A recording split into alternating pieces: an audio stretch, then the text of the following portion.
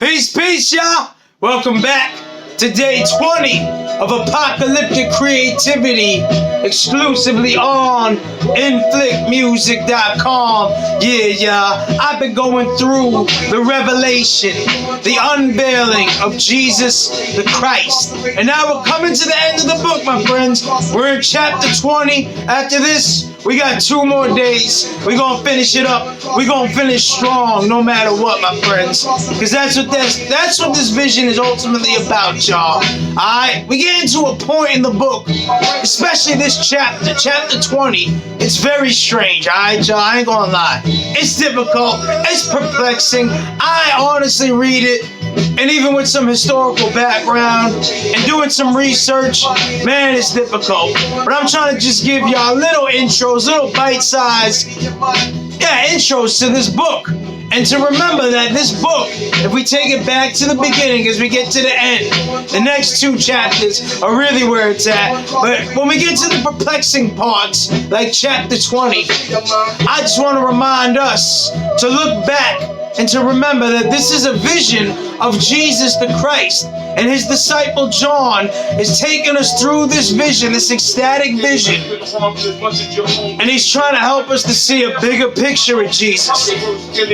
He's trying to correct some of the mistakes that have come up about Jesus. And we got a lot of mistakes floating around nowadays about this Jesus still. And if there were mistakes 2,000 years ago, closer to the source, we can know, my friends, we got lots of mistakes about Jesus. And honestly, you don't need me to say that to y'all. I think we all realize that. Whether you're a Jesus scholar, whether you read the New Testament or not, I think we all realize that there's some screwed up ideas and theories out there about Jesus. And so I was hoping that going through this book, I could just spit a little bit of my own game, my own theology, my own philosophy, so to speak, about these things.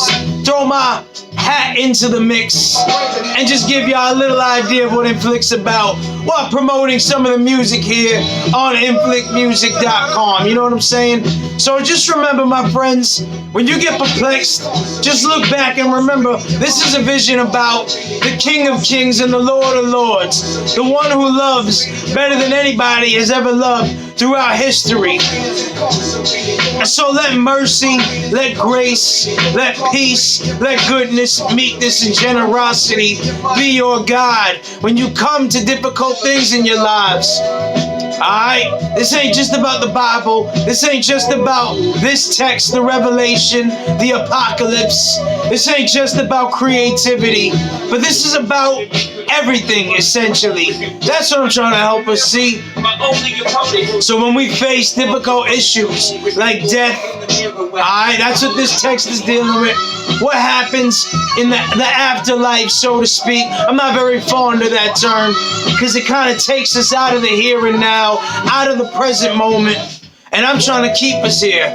Keep our minds, keep our hearts, and keep our spirits and our bodies engaged in the task of life, the difficult tasks. And that includes death, my friends. All of us will face this inevitable demise. And I think if we can think about it now and begin to look at it and begin to ponder some of the deeper questions of life, it'll enhance our quality, our experience in the here and now.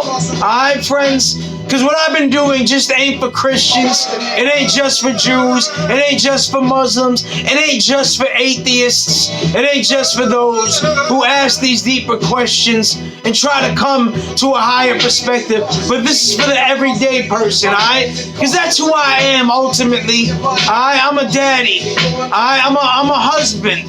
I'm just a man just like everybody else. Another human in this human experience. And I'm trying to give y'all my perspective here as a musician on inflictmusic.com and trying to let y'all know, have no fear. Even though death is here and it's all around us and it's very real, it's something we can never escape. It's something that we can face, something we can think about, something we can even enter into in the here and now and not be afraid of. Just remember, like the Riz is saying, your worst enemy can't harm you as much as your own wicked thoughts.